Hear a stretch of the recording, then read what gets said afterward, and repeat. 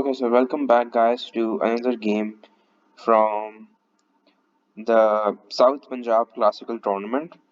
So today we'll be covering the round two of my game against Sibt-e-Ali, and I'm Sibt-e-Ali. So this was after I had won my first round game, and now I was facing, just in the second round, I was facing the National Master of Pakistan, who is renowned to, always finish in the top 10 of all Punjab tournaments.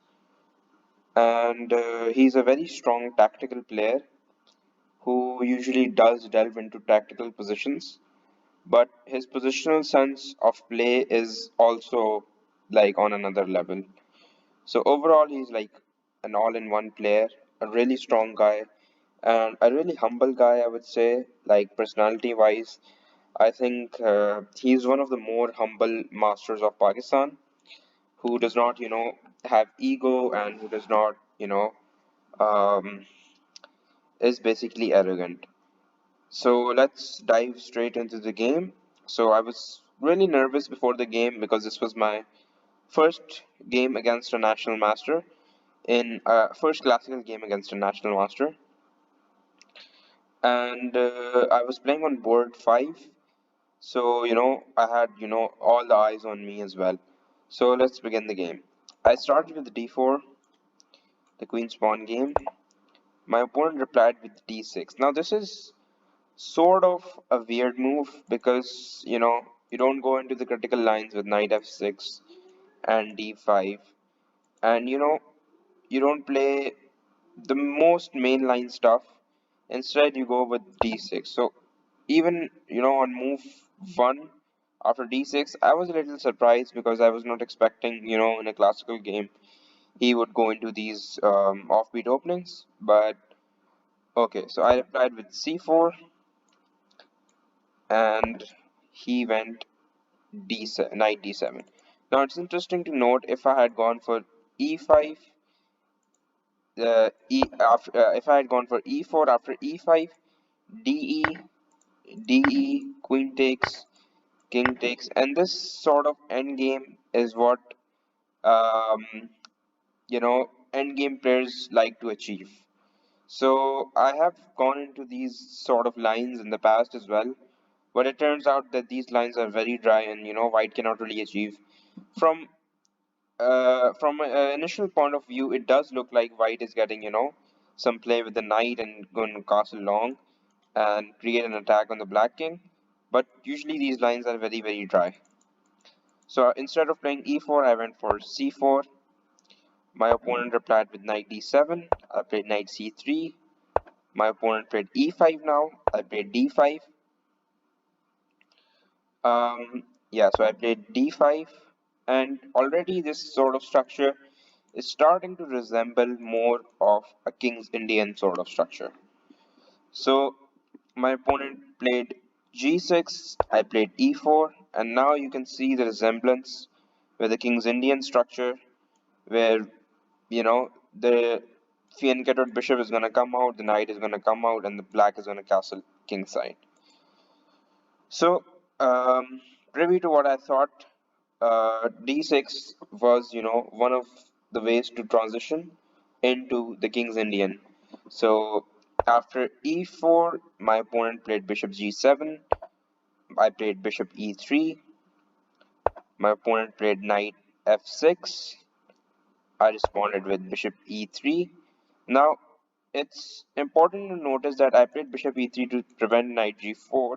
If I had gone for knight f3 for a move like knight f3, already my opponent has knight g4. So this is not really that good, because then I'd had to move my bishop or lose the bishop pair. So I played bishop e2, controlling the g4 square. My opponent played knight c4, attacking this pawn twice now, and this pawn is defended only once. Now, it might be weird for you guys to think that my next move might have been a blunder, but it's just what I play. So this is what I play in King's Indian structures. I take the knight on c5 once it lands through, rotating. So now after knight c5, I immediately took the knight instead of defending with queen c2. I could have played queen c2, but my plan in this position was a little bit different. So I took the knight on c5, my opponent recaptured with dc, and here I went h4. So now you see the idea that I had in mind. If in this position, had I played queen c2, then my queen kind of takes its eyes off of this diagonal. So in the future, if I want to push h4, h5, this pawn would no longer be protected thrice. It would only be protected twice. So then my opponent would capture. So that's why I took the knight here in order to control sort of this, monitor this push, and also monitor this push with g4. Because this, if I play queen c2 here, now I cannot no longer go for the kingside attack with g4 h4. And if I don't get this early kingside attack, which I usually go for, then I don't, justify my opening. Like my opening makes no sense if I don't go for this. So I have to go for this idea with g4, and since this square is protected twice by the knight and the bishop, if I take my eyes off this square, I can no longer push g4 because now the square is only covered once. So that's why after knight c5, I took the knight. I doubled his pawns after dc. The pawns are doubled, and this pawn is looking mighty nice. So now I played h4. My opponent replied with h5, trying to sort of stop my advance with h5, also stopping g4 temporarily. So I played f3, trying to go for g4, and here my opponent played castles, so I immediately went g4. So now, as you can see, the king is castled kingside, and I have launched an early kingside attack against the castled black king. So this was my initial idea. This is my opening idea in opening has been a success because this is what I wanted to achieve: a kingside attack and a pawn storm against the black king. While my king stays in the center, because as you can see, the center is completely locked, and as long as black does not play c6 and start to attack, I will not castle my king. Like the moment the center explodes and he plays f5 and he plays c6, only then would I consider castling. So I played g4. My opponent replied with queen d7. Now at this point, I sort of thought, okay, I'm losing this pawn because the thing is, this pawn is attacked 4 times, and I only have 3 defenders. So if I play g4, then I've sort of locked the structure. I can no longer get this pawn push in. I can no longer break his king side. And if I lock the king side, then I sort of don't achieve what I plan to achieve with, busting open the king side and launching an attack against the black castle king. So that's why instead of pushing the pawn to g5, since I cannot defend this pawn, I took on h5. My opponent takes back. And here, after knight h3, I wanted to kind of prevent this knight from coming in here. So that's why I played, whilst also developing a knight and giving my rook some freedom to move around. So now here my opponent NM Sibt-e-Ali played a very very accurate and great move, I would say. He played queen d8. Now this looks weird, undeveloping your queen to the initial square, but I feel like this was one of the only moves that black had to sort of continue the attack. So he played queen d8. I played knight f2, so this pawn is now protected. My opponent played bishop f6, and now as you can see, there's no way to defend this pawn. So I went knight g4. The idea of knight g4, playing knight g4, is that I wanted to sort of accelerate things and force black to take this pawn. Because if I had waited, like played queen d2, black is in no rush to take the pawn. So that's why I sort of, you know, played knight g4 to force things and force him to take this pawn because the bishop is hit. And if I get to trade the bishop, then this pawn lives. So he took on h4 with check. I played king d2. Now my king is like dead in the center. But as you can see with the eval, this is not the worst thing in the world. Like I've lost this pawn, but the h file is open, and you know it's not the end of world for me. So he took on g4. I took back. He played knight f4. So he achieved all of the things that he wanted to achieve. He got his knight on f4. He got the pawn on h4, and here after knight f4, I sort of started to go into a deep think. So here my opponent just left the table and he started to, go spectate other games and sort of roam around the hall. So at this point I knew I'm down a pawn.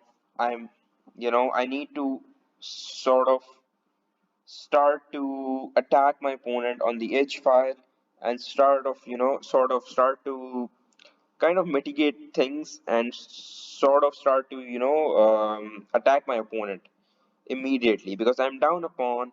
If I don't make things happen immediately, I'm gonna be losing this game.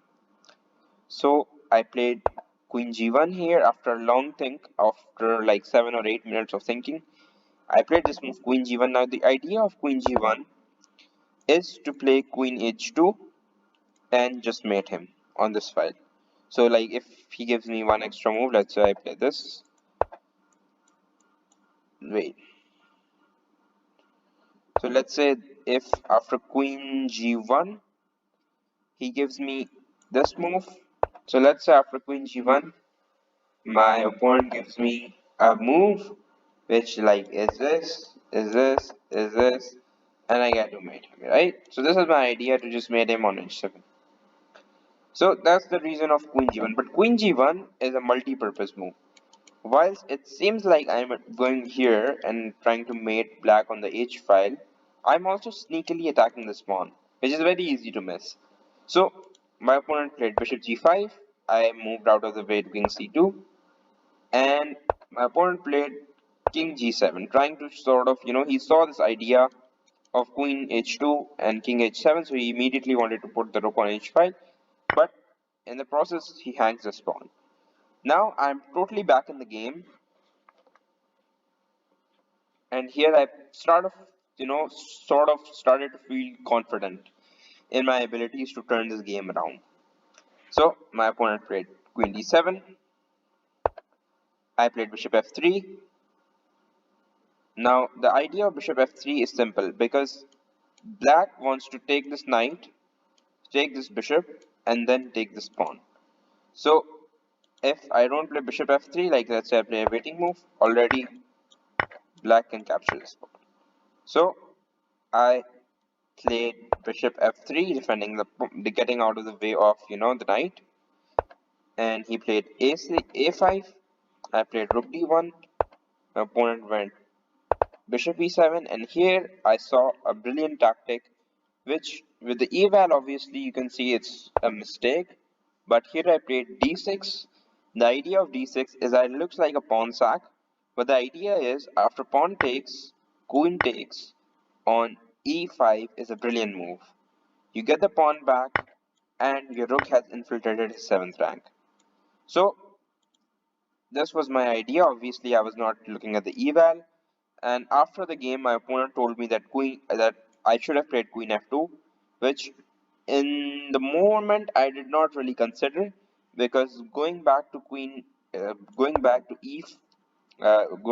f2 meant that I've sort of pacifized my queen, and I am not the one initiating the attacks anymore. And he can take control of the h file at any time he wants. With rook h8, I don't have my queen h2 idea, and this queen is looking very, very dull. But alas, my analysis was incorrect, and after d6, bishop takes d6, queen takes e5, bishop takes d5, and rook takes d7. Now the material is equal, we both have 5 pawns each, and the minor pieces are also identical. I only have a light squared bishop, he has a dark squared bishop, that's the difference. And here my opponent told me that this was a mistake mainly because of the structure and secondly because I had holes in my position. Now, at that point I did not really understand his analysis, but since he was a national master, obviously his analysis was far better than mine. So I kind of rushed things because the pressure was getting to me. I was getting nervous, playing such a strong player, and already players had started to crowd around my board, and that's why, in a haste of decisions, I played this move d6, bishop takes d6, queen takes e5, bishop takes e5, and rook takes d7. Now, initially, when I got into this position in my head, I thought that my rook is gonna be massive on the 7th rank, and I'm gonna play rook d1 if he ever tries to play, rook d8. But what I missed is that he always has bishop d6, sort of trapping my rook. And I think that's one of the main ideas that I missed. Also, that this pawn is always defended, and I'm really not attacking anything since I cannot get to this pawn very easily. So,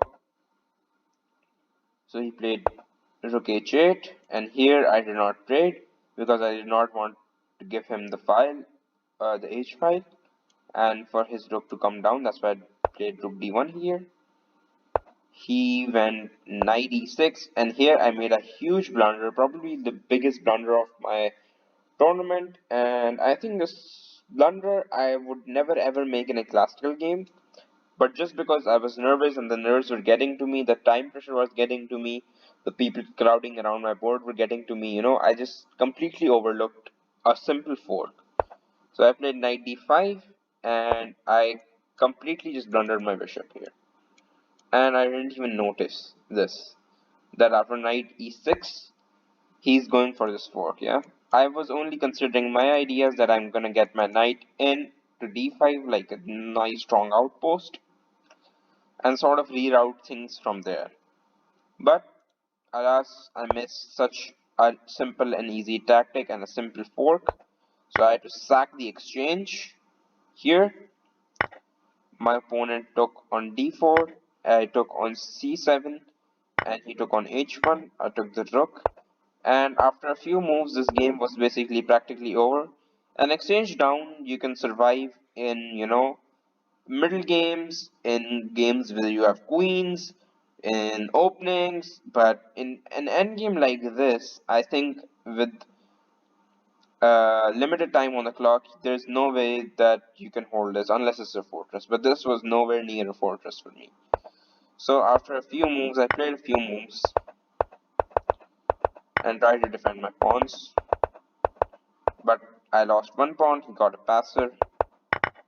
And in this position, after bishop takes b2, I simply resigned the game. So I think my objective mistake here was, playing d6.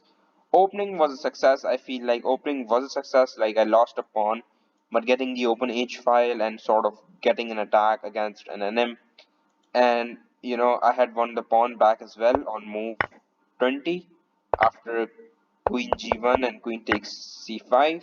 I had won back the pawn. I was doing fine. If I had found queen f2, I probably would have performed better. I'm not saying I would have drawn or won the game. I would have performed better than what I did in the game. And also, one more analysis note is that what I misjudged is that in this endgame, my bishop is stuck behind these two pawns, and his bishop is just roaming free on the open diagonal. So I have a bad bishop, and he has a good bishop, and there's no way, no real way to defend this bishop. I mean, to get this bishop out of this chain. Because if I play b3, like if he attacks this pawn, and I get to play b3 after knight d2, kind of covering these squares.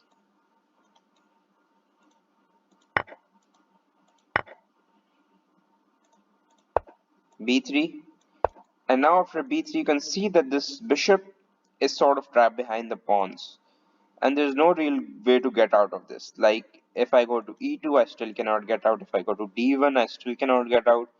If I go to g2, I cannot get out. So my bishop is just a huge, acting as a huge pawn, and it's just locked behind the structure. So this is another reason why I should not have gone for this d6 push. But since I saw the tactic, it looked flashy, I had to go for it, sack the queen for content. But it was an objectively a bad decision. Had I been playing a weaker opponent, I probably would have not gone for this. Or if I thought more about this position, and I thought a bit, should have thought a bit more than what I did, and I played this move in like 2 minutes. So this was one of the worst, and just blundering the fork as well. This was the cherry on the top, and this was probably one of the worst blunders of my classical career history. So thank you guys for watching. So I will be covering the next games in the coming videos. So thanks for watching.